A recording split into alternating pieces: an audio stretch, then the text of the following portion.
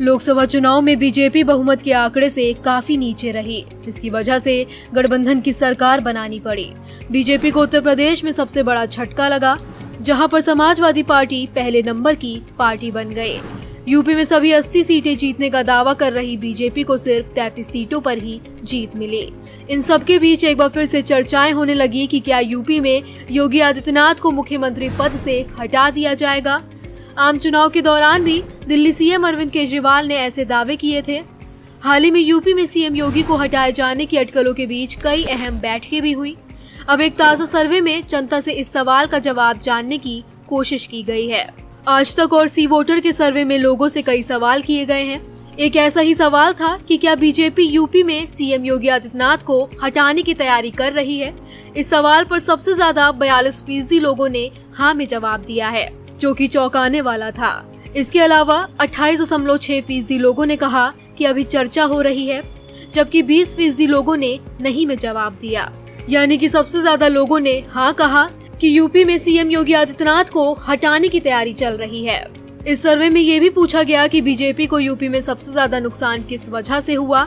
इस पर सबसे ज्यादा 49.3% लोगों ने बेरोजगारी और महंगाई को जिम्मेदार ठहराया, तो 22% लोगों ने संविधान बदलने के आरोप को वजह बताया।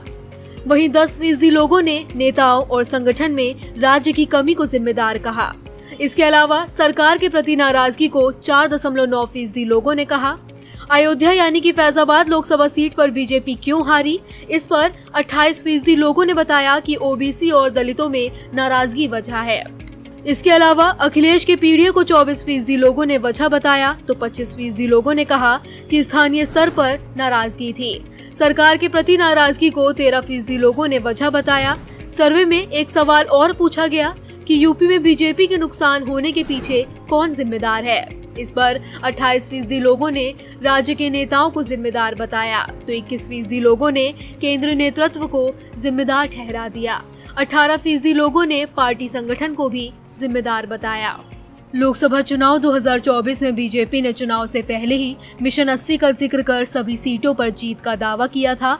हालांकि इस चुनाव में बीजेपी को महज 33 सीटों पर जीत मिली, जो उसके चुनाव से काफी कम थी। इसके साथ ही बीजेपी की सहयोगी पार्टियों को भी इस चुनाव में हार मिली। हालांकि आरएलडी अपनी 2 सीटों पर जीत दर्ज कर सकी। वहीं सपा ने इस चुनाव में शानदार प्रदर्शन करते हुए 37 सीटों पर जीत दर्ज की। लोकसभा चुनाव में बीजेपी के प्रदर्शन के बाद ही यूपी में संगठन और सरकार का विवाद शुरू हो गया था। बता दें कि पिछले काफी दिनों से यूपी में बीजेपी पार्टी के अंदर तथाकथित कलह चल रही है। हालांकि अभी तक इस मामले को लेकर पार्टी की तरफ से कोई भी ऑफिशियल जानकारी सामने नहीं आई है।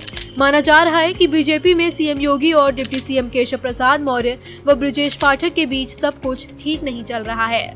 आगे देखना दिलचस्प होगा कि क्या सीएम योगी को हटाने की तैयारी बीजेपी असल में कर रही है और क्या ये सर्वे कार्य सच है।